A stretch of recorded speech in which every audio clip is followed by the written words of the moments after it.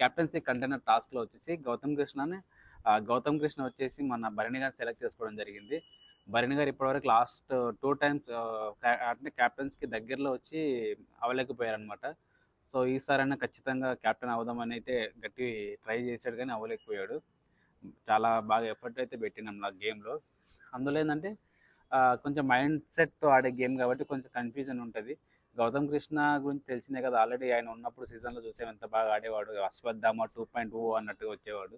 So Gautam Krishna అయితే బాగా ఆడాడు గేమ్ అయితే. భరణి గారు ఓడిపోవడం జరిగింది. కానీ భరణి గారు కెప్టెన్ అయితే బాగుండు చాలామంది అనుకుంటుంటారు. వాళ్ళ డాక్టర్ కూడా వచ్చి చెప్పారు కెప్టెన్ అవ్వాలి నాన్న మీరు, నేను కెప్టెన్గా చూడాలని చెప్పేసి వాళ్ళ డాక్టర్ కూడా చెప్పడం జరిగింది. కెప్టెన్ అయితే బాగుండని నాకు అనిపించింది.